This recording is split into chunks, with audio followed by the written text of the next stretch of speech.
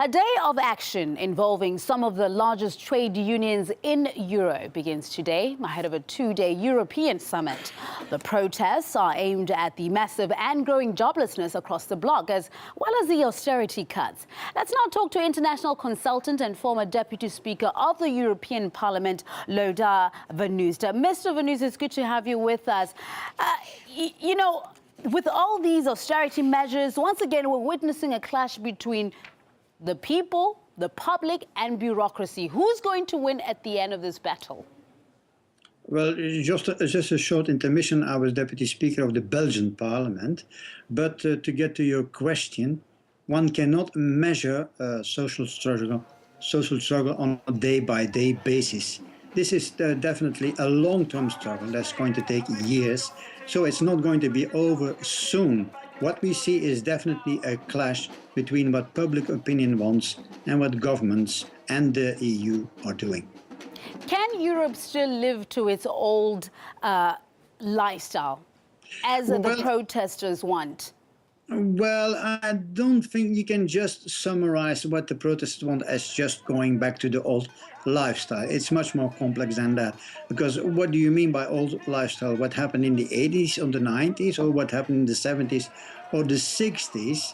But definitely what they are asking for is getting back to a state, a public authority who is much more active in the economy. Whether you like that or not from an ideological point of view is another debate, but that is definitely what the public here in these protests wants. They want a much more public involvement in the economy. How will they get public involvement between government and the public? Because it's kind of difficult to sort of sit down with them. On one hand, the public are saying, we are going through the austerity cuts are hitting us more than they're hitting you, and yet we are asking for these changes, but these changes aren't being made. So how do they come together and work together if that's what needs to be done to make sure that all these austerity measures and all this hardship is over? Well, actually, if you see the social protest, what that means is that for the moment there is no such dialogue between the public authorities and the public, so to speak. That is exactly what the problem is, that for the moment there is no real, how would I say, willingness to listen to what these people have to say. I mean, it's always about austerity, it's also about privatization, it's always about cutting down public services, but the voices that say you have to do exactly the opposite to revive the economy are not being heard, and that's why you get these protests. Let's talk about unemployment. Youth unemployment is also a major concern for the protesters. Once that solution has been offered for, what dangers could that pose for the future if there's no solution to cater to what's going on in terms of the high unemployment in the EU? Well, any society, whether it is Europe or Latin America or Asia, that does not give a perspective for a good future for young people is in really dire straits. I mean, this opens the way to forms of extremism. People who are desperate, especially young people, will look for answers on the extremes, whether that's on the left side, on the right side, doesn't matter. But if you want to really prevent this to happen, there's only one way out. You have to invest. You have to invest in jobs, especially for the young. That's the only way to do it. You've served as a senior politician before.